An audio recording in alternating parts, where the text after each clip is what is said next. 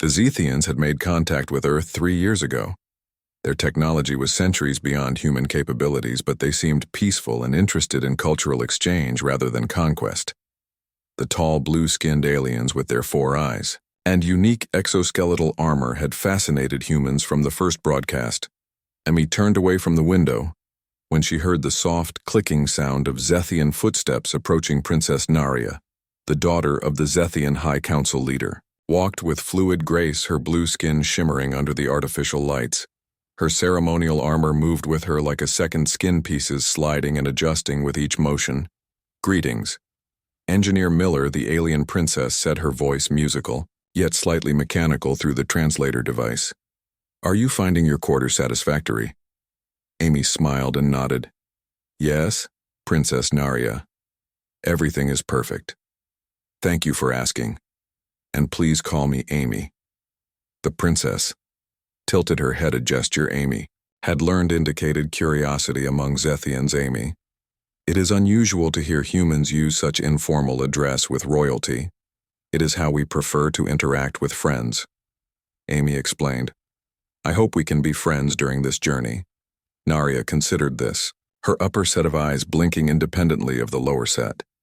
"Friendship is a concept we share, though perhaps with different customs. I would be pleased to explore this friendship with you." Amy felt a small thrill at these words. The mission briefings had explained that Zethian royalty rarely formed personal connections with those outside their caste. The fact that the princess seemed open to friendship was a promising sign for the exchange program.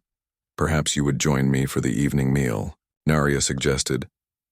"The dining area has been adjusted to accommodate both human and Zethian dietary needs." Amy nodded eagerly. "I would like that very much," as they walked together through the curved corridors of the massive starship. Amy noticed how other Zethians reacted to their princess. Some bowed deeply while others touched their foreheads in a gesture of respect. Naria acknowledged each greeting with a slight nod, never breaking stride. The dining area was a large circular room with a view of space on one side and a living garden wall on the other. Several humans from the exchange program were already seated at one table, while Zethian crew members occupied another. Amy hesitated, unsure where she should sit. Naria gestured to a small table. "Set apart from the others, I thought we might sit here to facilitate our conversation without distraction." Amy followed, feeling the curious eyes of both humans and Zethians on her back. This was unexpected. The seating arrangement clearly indicated a private conversation rather than the group cultural exchange the program had outlined. When they were seated, food appeared from compartments in the table. The human dishes looked familiar, though slightly altered in appearance. The Zethian food glowed with faint bioluminescence. "Amy, I wish to speak with you about something important," Naria said. Her voice lowered. "Not all is as it appears on this mission." Amy felt a flutter of anxiety. "What do you mean?" The princess leaned forward, her armor shifting to accommodate the movement. "My father, the High Council leader, sent me on this mission with a secondary purpose.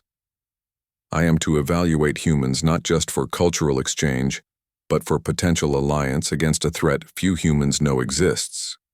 Amy set down her fork. "This wasn't in any of our briefings." Naria nodded, the 4 eyes blinking in sequence. "There is much your leaders have not shared.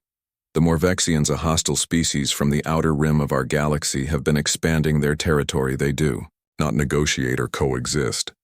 They consume and destroy." Amy felt a chill run down her spine. "Are they threatening?" "Earth not yet," Naria replied, "but they will. They have already destroyed 3 civilizations in neighboring systems. My people have been fighting them for decades, but we cannot win alone. Our technology is advanced, but their numbers are overwhelming." Amy tried to process this information. "Why tell me I'm just an engineer, not a diplomat or military officer?" The princess studied her for a moment. All 4 eyes focused intently. "I have been observing the humans aboard this vessel. You show exceptional problem-solving abilities and adaptability qualities. My people respect. You also speak honestly. I believe you can help me understand if humans would be worthy allies. Worthy Amy frowned. That sounds like we're being tested. We are all being tested. Narya said simply, the Morvexians will reach your solar system within 5 of your Earth years. Without assistance, your planet will fall. This cultural exchange is more than it appears. It is the beginning of what we hope will become a military alliance. Amy pushed her food away, her appetite gone. Does Captain Laura know about this? The princess shook her head. Your captain knows only what she needs to know for now. The fewer who understand the true purpose of our journey, the safer we all remain. Amy was about to respond when the ship's alarm system activated. A voice spoke in both human English and the clicking language of the Zethians, all personnel. To emergency station's unidentified vessel approaching on intercept course. This is not a drill. Narya stood immediately, her armor shifting from decorative to functional configuration, revealing previously hidden components. The princess touched Amy's arm. Follow me, engineer. We must reach the command center. They hurried through corridors now bathed in pulsing red light. Other crew members rushed past them, heading to their assigned stations. Amy had been through emergency drills, but the tension in the air told her this was no practice exercise. The command center was a large circular room with view screens covering most of the walls. Captain Laura Chen stood at the center platform surrounded by both human and Zethian officers. Her short, black hair was pulled back severely from her face as she issued orders in a calm, controlled voice. Princess Narya. What is the meaning of this? The captain demanded when she saw them. Engineer Miller is not authorized to be in the command center during emergencies. Before Narya could respond, one of the Zethian officers called out, Vessel identified Morvexian scout ship weapon systems active and targeting our engines. Impossible. Captain Laura said they shouldn't be in this sector for years. Unless our intelligence was flawed, Narya replied. Or they have improved their propulsion technology faster than we anticipated. Amy watched as a small, sleek ship appeared on the main view screen. It was dark purple, almost black with glowing red lines along its hull. That doesn't look like a scout ship, she said. It's too small. All eyes turned to her. Captain Laura frowned. What do you mean? Engineer, Amy stepped forward hesitantly. In our briefings, we studied known ship designs of various species. The Morvexian scouts were described as having dual propulsion arrays visible on both sides. That ship has no visible propulsion system. Narya moved to a control panel, her armor interfacing with the Zethian technology. She is correct. This is not a standard Morvexian design. The unidentified ship suddenly accelerated, moving faster than anything Amy had ever seen. It circled their much larger vessel before coming to a stop directly above them. Scan complete, came the report from a Zethian officer. No life signs detected. The ship appears to be automated. Deploy defensive shields, Captain Laura ordered, and prepare to. Her words were cut short as the small ship exploded in a flash of blinding light. The command center shook violently, throwing everyone off balance. When Amy could see again, she noticed that all the electronic systems were down. EMP burst. Narya said, her armor still functioning, though glowing dimly. They have disabled our systems.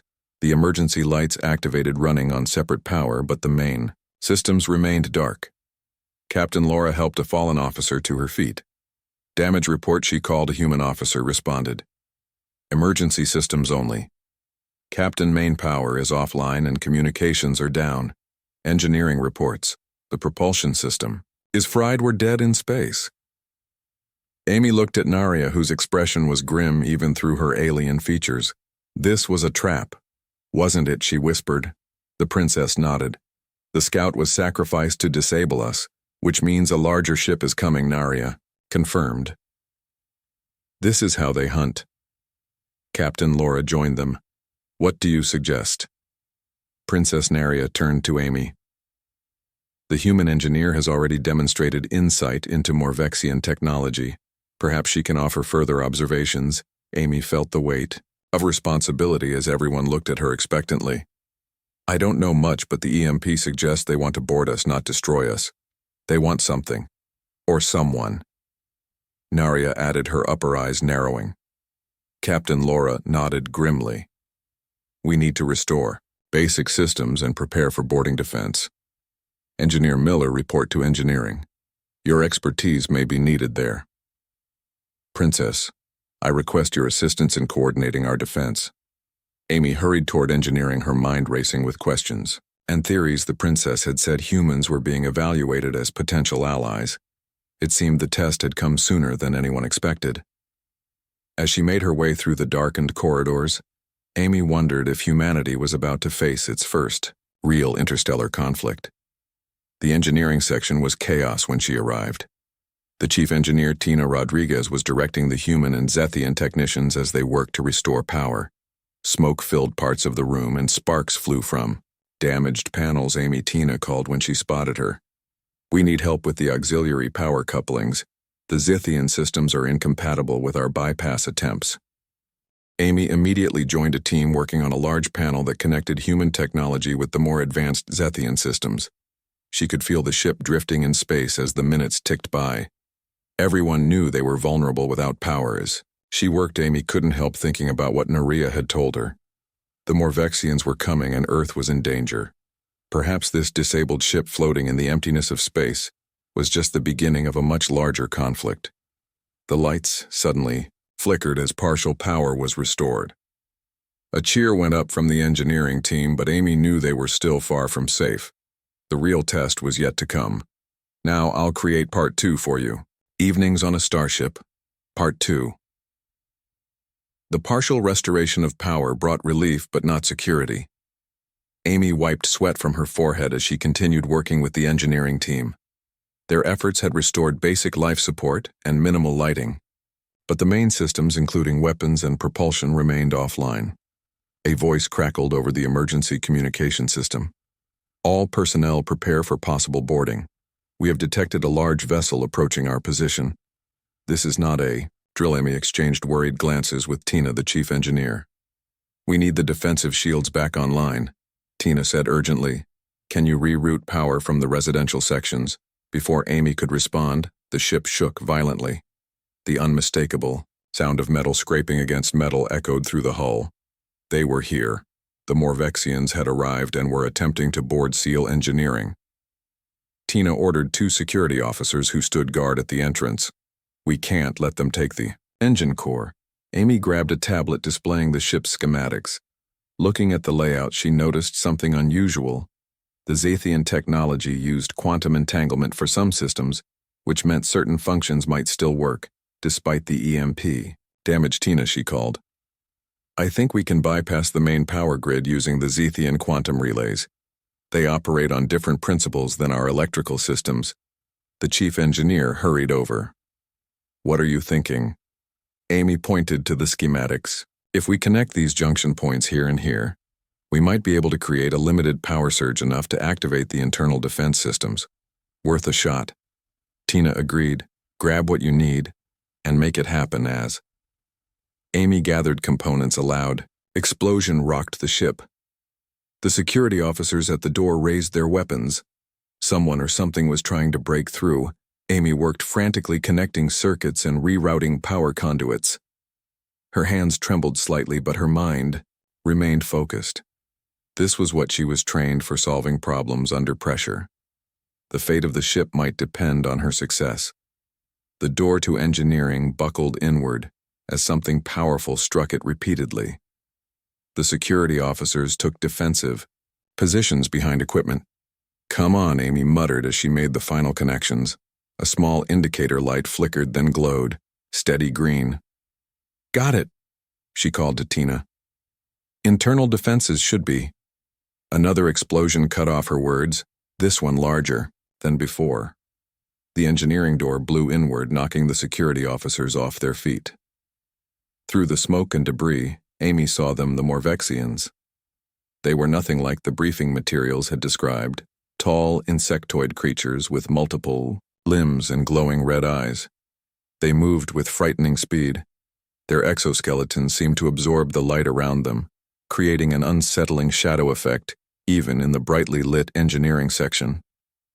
The security officers fired their weapons. The energy pulses struck the lead Morvexian but seemed to dissipate across its exoskeleton without effect. The creature made a high-pitched clicking sound before extending one limb. A pulse of energy shot forth, striking one officer who collapsed. Instantly, Amy ducked behind a console as chaos erupted. The engineering team scattered seeking cover while the remaining security officer continued firing without effect. Tina grabbed a heavy tool and threw it at the nearest Morvexian.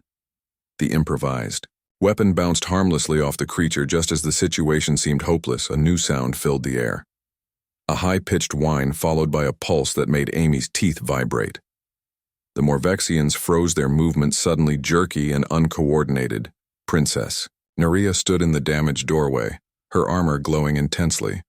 She held what appeared to be a small device that emitted waves of energy. The Morvexians seemed unable to advance against it. Now Naria called to someone behind her. Captain Laura and several security officers rushed in, weapons raised. These weapons had a different configuration than the standard issue. Their energy beams struck the disoriented Morvexians, who shuddered and collapsed. Amy emerged from her hiding place. What happened? How did you stop them? Naria approached the fallen creatures, her armor still pulsing with energy. The device generates a frequency that disrupts their neural pathways temporarily. The modified weapons target vulnerabilities in their exoskeletons. Have more problems, Captain Laura announced grimly. Their ship is attached to our hull and more boarding parties have been detected on multiple decks. We're outnumbered. How many ships? Asked Tina, who was checking on the injured security officer. Just one, the captain replied. But it's massive. At least 3 times our size. Amy looked at the fallen Morvexians, studying their unusual anatomy. Why are they here? What do they want? Information, Naria said simply. The Zethian High Council recently developed a new defensive technology that could turn the tide against the Morvexian expansion. They believe this ship carries the research data. Does it? Amy asked. Naria looked directly at her. All 4 eyes blinking in sequence. No. The data was a lure to draw them away from a more important target, Captain. Laura frowned. You used us as bait for a greater purpose? The princess responded. We needed to capture Morvexian specimens to test the new technology. Your ship was never in serious danger. We have a Zethian battlecruiser hidden nearby, ready to intervene. The captain looked furious. But before she could respond, another communication came through the emergency system. Multiple hull breaches reported on decks 3 through 7, Morvexian forces advancing. Toward Central Command, we need to move, Captain Laura said, anger still evident in her voice, but professional duty. Taking priority. Engineer Miller, can you get propulsion back online? Amy considered the damage reports showing on nearby screens. The main drives are fried, but the maneuvering thrusters might work. If I can access the auxiliary control room, it'll take you there, Naria offered. The fastest route will be through the maintenance tunnels. Captain, Laura nodded. Take 2 security officers. With modified weapons, go. I need to coordinate our defense here. Amy followed Naria and the security team through a small access panel into the narrow maintenance tunnels that ran throughout the ship. The space was tight, forcing them to move in single file.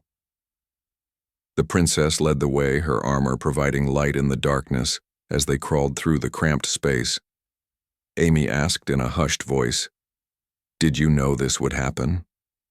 Was this the real reason for the cultural exchange? Naria paused briefly. I knew an encounter was possible, not certain. The exchange program is genuine. My people truly wish to form an alliance with humans, but the Morvexian threat is real and growing. We needed to understand how humans would respond under pressure. One of the security officers behind them made a disgusted sound. So were lab rats in your experiment. The princess resumed moving. We are all part of something larger than ourselves. The Morvexians will not stop with Zethian worlds. Earth is also in their path. They continued in silence, the only sounds their breathing and the occasional distant boom of conflict elsewhere in the ship. After several minutes of navigating the maze like tunnels, Naria stopped. This access point will take us directly to the auxiliary control room. The princess pressed her hand against a panel which slid open. They emerged into a small room filled with backup controls for the ship systems. Amy immediately moved to the propulsion console, checking systems and damage. Reports the maneuvering thrusters are operational, she announced. But main engines are completely offline. We can change orientation but not accelerate. "Can we move away from the Morvexian vessel?" asked one of the security officers. Amy shook her head. "Not with enough speed to break their boarding tubes. We'd tear our own hull apart." Naria joined her at the console, her armor interfaced with the controls. "My ship should be arriving soon. If we can hold position until then." A loud thud from the corridor outside silenced her. One of the security officers moved to the door, weapon raised. "Something was coming. Seal the door," Amy urged, but it was too late. The door burst open and 3 Morvexians rushed in, their insectoid forms moving with unnatural speed. The security officers fired their modified weapons, dropping one creature, but the others advanced. The leading Morvexian struck one officer, sending him flying across the room. Naria moved with incredible grace, her armor enhancing her natural abilities. She engaged the nearest Morvexian in close combat. Her armor generated energy fields that seemed to repel the creature's limbs. Amy searched desperately for a weapon, finding only a heavy toolkit. She grabbed it and swung at the second Morvexian as it approached. The impact did little damage but distracted the creature long enough for the remaining security officer to get a clear shot. The Morvexian fell, but not before releasing something from its limb. A small metallic sphere rolled across the floor toward Amy. It began to pulse with red light. Naria shouted a warning. Her armor suddenly expanded, enveloping both her and Amy in a protective cocoon. The explosion rocked the small room. Amy felt the heat and pressure even through the princess' protective armor. When the cocoon retracted, the auxiliary control room was in ruins. Smoke filled the air and most of the consoles were destroyed. The security officers lay motionless. "Are you injured?" Naria asked, her voice concerned as her armor returned to its normal configuration. Amy coughed, in the smoke, shaking her head. "I'm okay. But the controls destroyed," the princess confirmed. "We must find another way." A new voice spoke through Naria's armor communication system. "Princess, the Zethian battle cruiser. Righteous Dawn has arrived. Morvexian vessel attempting to disengage." Relief washed over Naria's features. "We must reach the escape pods. The Righteous Dawn will retrieve us." "But the ship," Amy protested. "We can't abandon everyone, we won't." Naria assured her. "The battlecruiser is deploying containment teams. They will clear the Celestial Voyager of Morvexian borders and secure all personnel." They made their way carefully through the damaged corridors. Twice they encountered Morvexian scouts, but Naria's armor provided both protection and offensive capabilities. The princess moved with lethal efficiency, neutralizing threats before they could call for reinforcement. When they reached the escape pod bay, Amy was surprised to find Captain Laura waiting with several crew members, both human and Zethian. Engineer Miller. The captain acknowledged with visible relief. "We thought we lost you." "The auxiliary control room was destroyed," Amy reported. Her words were cut short by a massive impact that shook the entire ship. The lights flickered then. "Stabilized, what's happening?" Amy asked. "The Morvexian vessel is attempting to drag us with them," Captain Laura explained. "We're still connected by their boarding tubes. Our structural integrity is failing." Naria touched her armor, accessing information. "The Righteous Dawn is targeting the connecting tubes but cannot fire without risking damage to this vessel." Amy thought, quickly remembering something from the engineering schematics. "The emergency decompression system," she said. "We could activate it in the sections where the boarding tubes connect. The sudden pressure change might break their seals." Captain Laura nodded. "It's worth trying." She activated her communication device. "Engineering. This is the captain. Initiate emergency decompression in sections 20 through 24 on my Mark III. 2-1 mark." A distant rumbling vibration ran through the ship, followed by several loud cracking sounds. The captain listened to her communicator, her expression changing from tension to relief. "It worked. The Morvexian tubes have disengaged. The Righteous Dawn reports they are pursuing the enemy vessel." Amy felt a weight lift from her shoulders. The immediate danger had passed, but she knew this was only the beginning. The encounter had confirmed Naria's warning. The Morvexians were real and dangerous. And somehow Amy Miller, an engineer from Earth, had been pulled into an interstellar conflict that would determine the fate of her world. She looked at Princess Naria, who was conferring with other Zethians. The alien had saved her life, protected her when she could have focused solely on her own survival.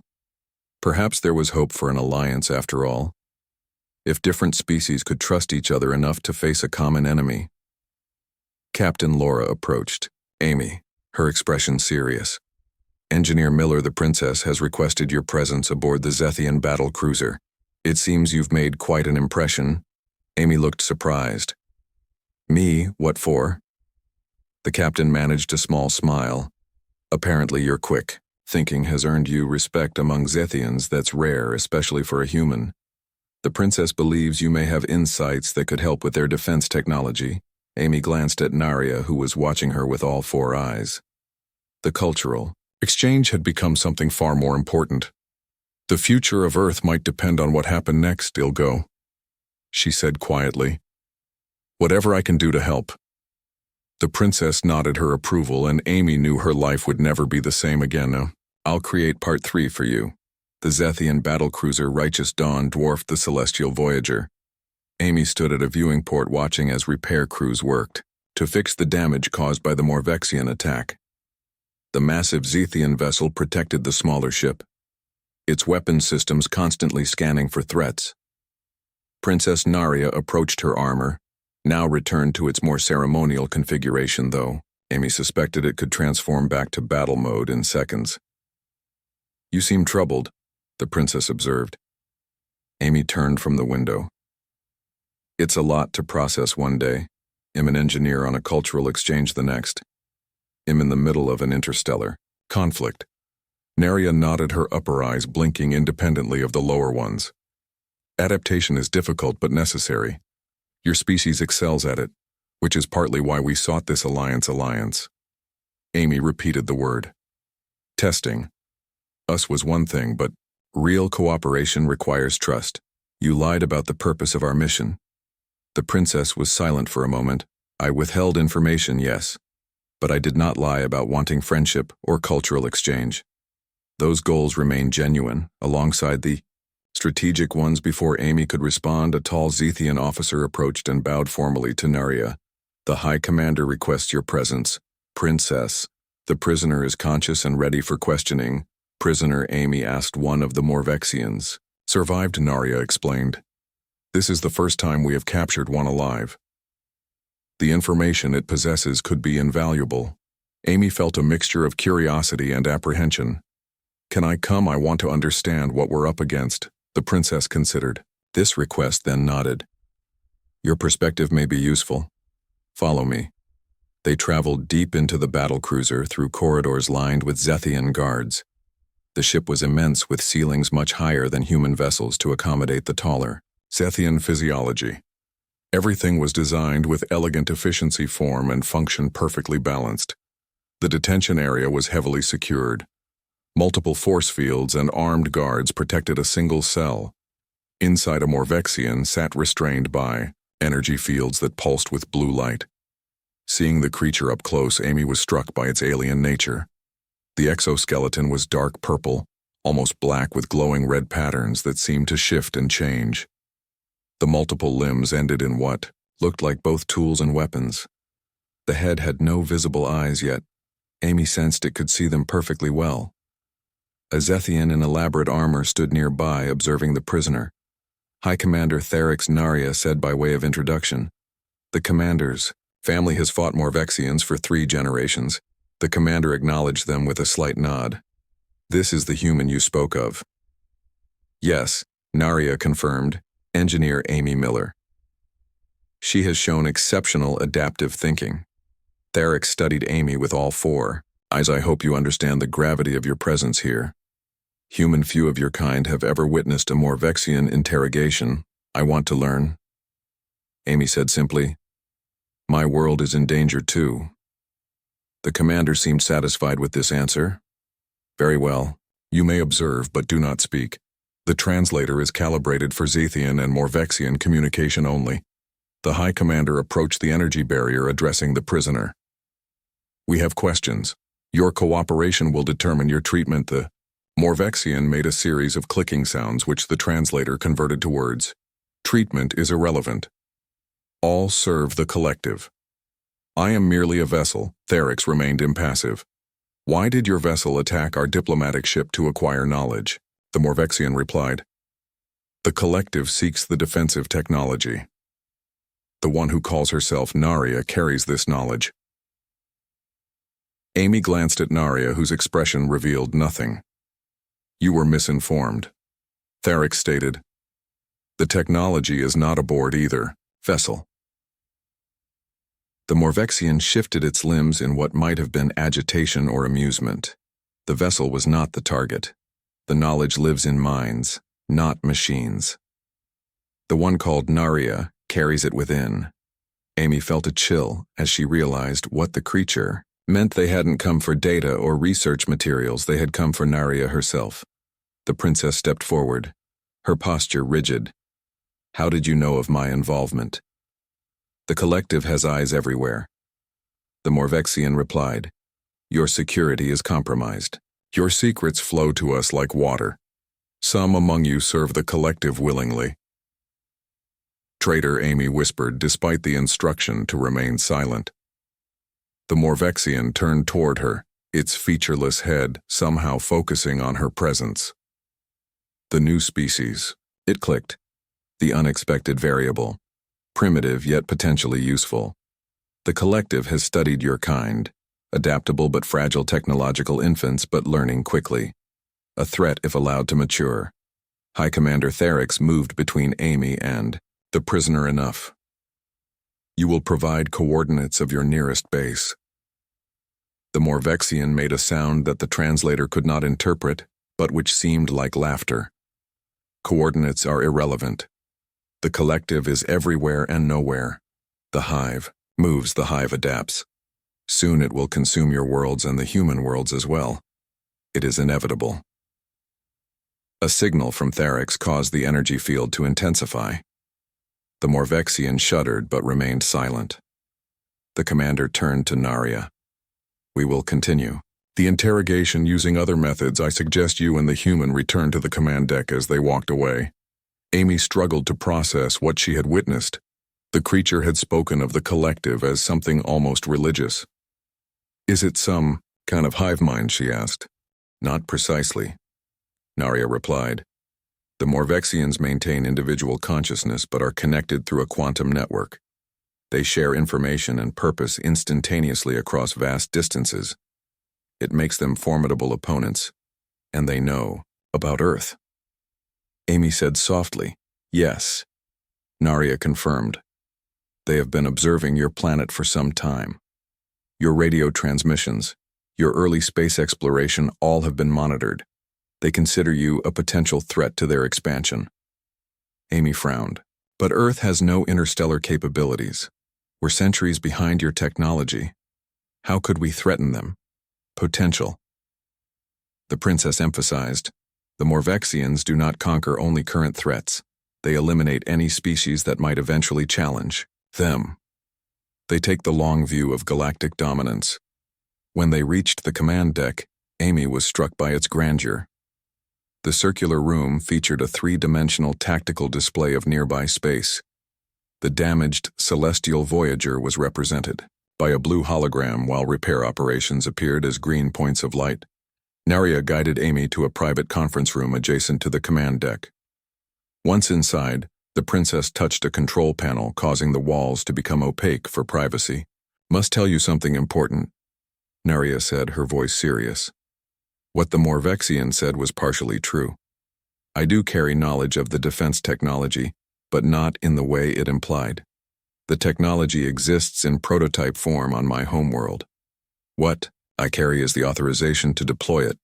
Is that why you were on the exchange mission? Amy asked. To keep you away from the Morvexian advance. Naria nodded.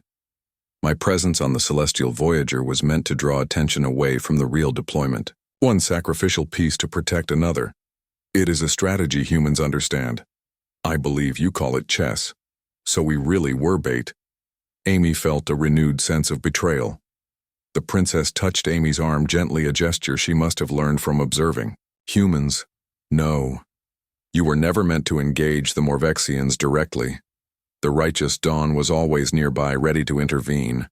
But the attack came sooner than anticipated, and now we face a greater problem. The traitor, Amy realized. Someone is feeding information to the Morvexians. Yes, Nuria confirmed, and they must be aboard either the Celestial Voyager or this vessel. Captain Laura has been informed. She is conducting security screenings of all human personnel and the Zethians. Amy asked, High Commander, Therix is equally thorough with our people. Narya assured her. No one is above suspicion in matters of such importance. A chime sounded, and the wall panel displayed a message. Narya read it, her 4 eyes widening. The Morvexian vessel has been located. It did not flee as we believed it is regrouping with a larger force. Amy felt her heart rate increase. How many ships? 6, the princess replied. All larger than the one that attacked us. They will be within striking distance in approximately 2 of your Earth hours. Can this ship fight off 6 Morvexian vessels? Amy asked. Narya hesitated. No. The Righteous Dawn is powerful, but not invincible. We must evacuate the Celestial Voyager and return to Zethian space immediately. Amy shook her head. Captain, Laura and the others are still conducting security sweeps. We can't leave until we find the traitor. They could compromise everything. The princess considered this. The evacuation will take at least 1 hour. We can continue the investigation during that time, but we cannot delay departure. A new voice spoke from the doorway. High Commander Therix stood there, his expression grim. We have a more immediate problem. The prisoner is dead. How Narya demanded suicide, the commander reported. It had an internal toxin release mechanism we did not detect. The death triggers a quantum signal to the collective. They now know exactly where we are and what we have learned. Amy thought quickly. If there's a traitor, they might try to sabotage the evacuation. We need to secure both ships. Therix nodded in agreement. I have ordered enhanced security protocols. Shuttles are being prepared for immediate evacuation. Amy turned to Narya. Why don't we use the defense technology you mentioned? Isn't that what it's for? The princess shook her head. It is not aboard this vessel. It exists only on my homeworld. The authorization I carry is useless without direct access to the deployment systems. So we're running, Amy said bluntly. Strategic withdrawal. Therix corrected. We save what we can and prepare for the next engagement, as they made preparations for evacuation. Amy could not shake the feeling that they were missing something important. The Morvexians had gone to great lengths to target Narya specifically, yet the princess claimed the technology she could authorize was inaccessible from their current position. While Narya conferred with Therix, Amy studied the tactical display. The 6 approaching Morvexian vessels moved in perfect formation. Too perfect, she thought. It was as if they were extensions of a single mind. Something the Morvexian prisoner had said echoed in her memory. The collective is everywhere and nowhere. The hive moves. The hive adapts, an idea formed in Amy's mind. If the Morvexians were connected through a quantum network, what would happen if that network was disrupted? She approached Narya, who was issuing evacuation orders. The quantum network, she said urgently. The one that connects the Morvexians. Could we disrupt it? The princess looked surprised. We have tried many times. It is encrypted and constantly shifting frequencies, but you've never had a prisoner before. Amy pointed out you never had direct access to a node in their network until today. Narya's upper eyes widened in understanding. The dead Morvexian. Its quantum transmitter would still be active for a short time after death. Could your scientists use it to send a false signal or a virus through their network? Amy suggested. Something that might confuse or disable their ships. Therix, who had been listening, joined the conversation. It is theoretically possible, but we would need to act quickly. The transmitter will degrade rapidly. Narya turned to the commander. Bring your best quantum scientists to the detention area immediately. We may have only minutes as the Zethians rush to implement the plan. Amy returned to the tactical display, watching as the Morvexian fleet drew closer. She estimated they had less than 90 minutes before the enemy arrived. The evacuation shuttles were already moving between the ships, transferring personnel and essential equipment. Captain Laura appeared on a communication screen. Engineer Miller. I understand we have you to thank for this new strategy. Amy shrugged. It just seemed logical, Captain. Have you made progress with the security screenings? Laura nodded grimly. We found something a communications officer was using an unauthorized quantum frequency during off hours. We're holding him for questioning, Zethian or human. Amy asked, human. The captain replied, Thomas Reed. He claims he was attempting to contact his family on Earth through a new method. Amy felt her stomach tighten. Thomas Reed was not supposed to be on this mission. She had reviewed the personnel files during their journey. His name had not been listed. What about his background check? Laura looked troubled, that's just it. His records appear legitimate, but when we dug deeper we found inconsistencies. His identity seems to have been created recently with backdated credentials. Morvexian agent Amy breathed, or someone working for them. The captain agreed. We continue investigating. The communication ended and Amy turned to find Naria watching her. You suspected something about this? Thomas Reed. Amy nodded. The name wasn't on the original crew manifest. I reviewed all personnel files before the mission began. He shouldn't be aboard. The princess touched a control panel, bringing up the man's image. He appeared to be an ordinary human male with no distinguishing features. The very definition of forgettable. Naria studied the image. When did you first notice this discrepancy? Only now. Amy admitted.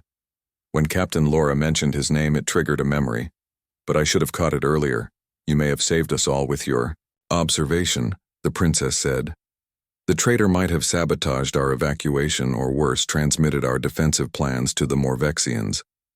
Zethian officer entered and bowed to Naria. Princess, the scientists believe they have successfully created a disruption signal using the dead Morvexians' quantum transmitter. They are ready to broadcast go. Naria ordered immediately. All eyes turned to the tactical display. The 6 Morvexian vessels continued their approach for several moments. Then suddenly, their formation began to waver. 2 ships collided, their shields flaring with energy. The others began moving erratically, some accelerating while others slowed. It worked. Amy whispered. Partially, Naria cautioned. The disruption will be temporary. They will adapt and establish new communication protocols. We must use this opportunity to escape. High Commander Therix issued orders accelerating the evacuation. The Righteous Dawn would depart as soon as the last shuttle arrived from the Celestial Voyager. Amy watched the ongoing evacuation. She felt a strange mixture of pride and uncertainty. She had helped create a temporary advantage, but the Morvexians remained a threat. And somewhere among the evacuees was a traitor, someone who had compromised their mission and endangered countless lives. She turned to Naria. So what happens now? The princess looked at her, all 4 eyes reflecting determination. We return to Zethian space. We prepare, we fight. And perhaps with humans like you at our side, we find a way to defeat the collective once and for all. Now I'll create part 4 for you. The journey to Zethian space was tense. Every moment Amy expected the Morvexian vessels to recover from the disruption and resume pursuit. The Righteous Dawn traveled at maximum speed, its powerful engines straining to put distance between them and the enemy. Amy had been assigned quarters near Princess Naria, a sign of respect that did not go unnoticed by the Zethian crew. The room was designed for Zethian physiology, making it somewhat awkward for human use, but Amy hardly noticed. She was too preoccupied with thoughts of the traitor. Thomas Reed, Captain. Laura had continued the investigation during evacuation. Reed maintained his innocence, claiming he had been using the quantum frequency to send personal messages. How had he obtained Morvexian communication technology? And more importantly, what information had he already transmitted? A soft chime indicated someone at her door. Amy opened it to find Naria waiting. May I enter? The princess asked. Of course. Amy stepped aside, allowing Naria to enter the room. The tall Zethian had to duck slightly under the doorframe despite the room's higher-than-human ceilings. Have news, Naria said. The prisoner, Thomas Reed, has confessed. Amy sat on the edge of her bed. What did he say? The princess remained standing, her armor shifting slightly as if responding to her emotions. He is not Morvexian as we suspected. Nor is he working directly for them. He is part of a human organization called Terra. Prime Amy frowned. I've never heard of them. They are a secretive group, Narya explained. They believe Earth should remain isolated from alien influence. They see my people's offered alliance as a threat to human independence. That doesn't explain the quantum communication. Amy pointed out. No, Narya agreed. That technology came from another source. A third party that has been playing both sides against each other. A third species? Amy asked, her mind reeling at the implications. The princess nodded.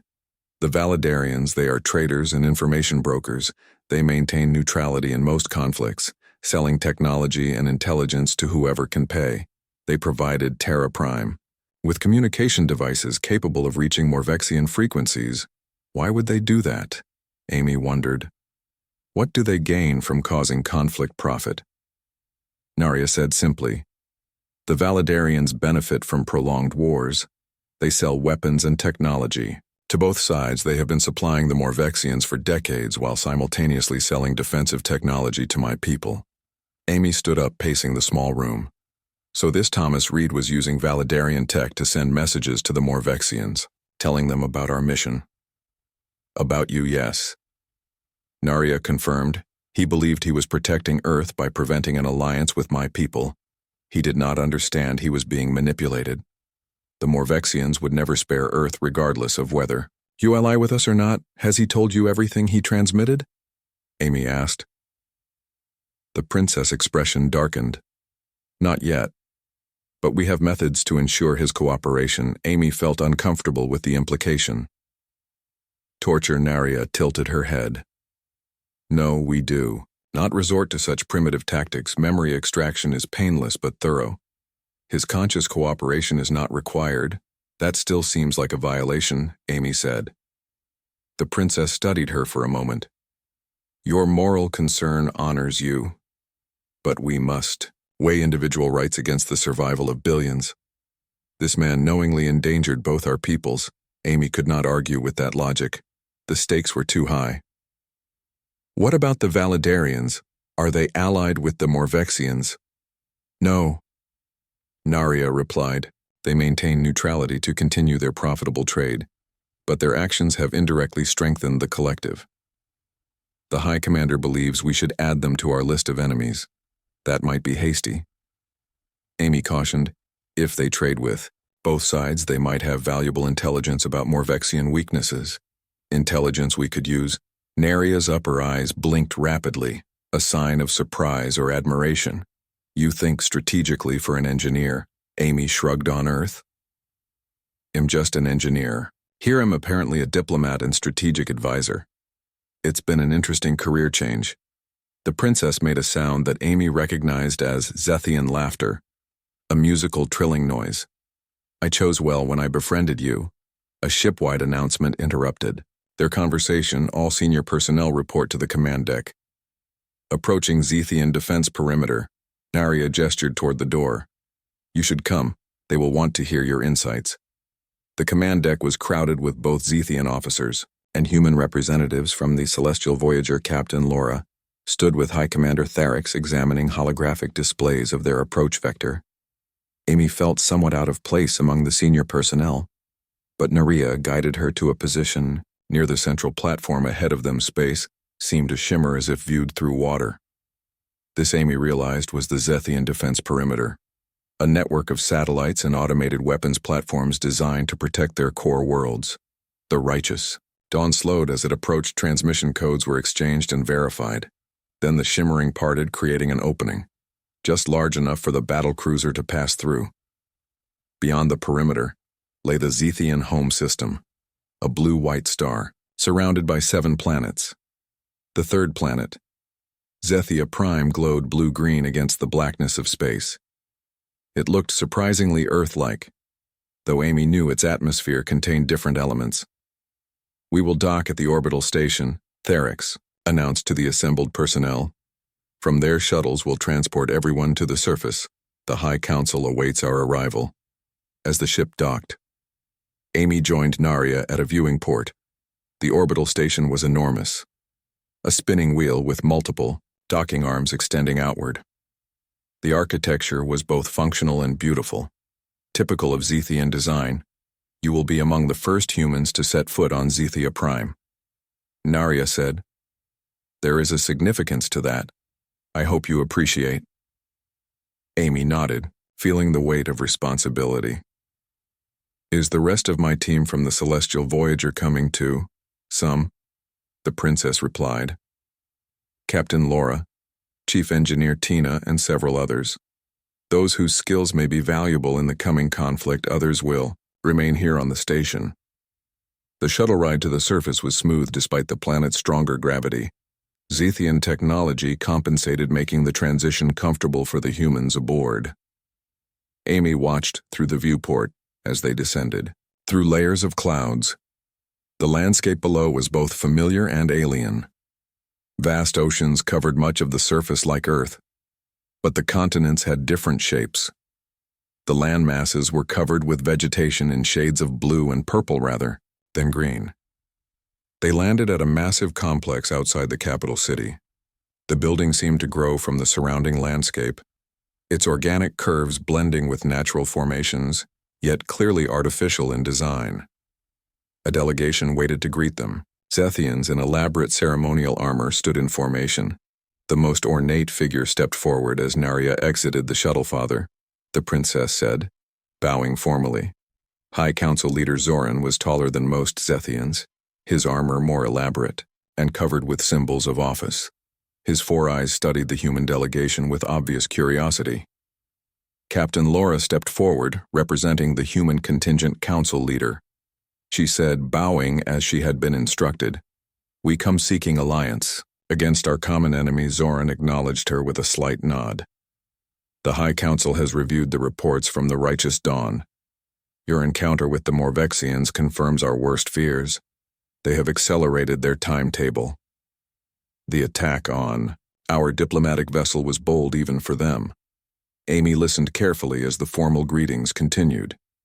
She noticed subtle differences in how the Zethians interacted with each other compared to their behavior on the Celestial Voyager. Here, in their home environment, they seemed more relaxed yet more formal, a complex social dance that the humans were only beginning to understand. Narya approached her father, speaking in low tones that the translator did not catch. The council leader looked toward Amy, his upper eyes narrowing. "Is this the one?" he asked his daughter.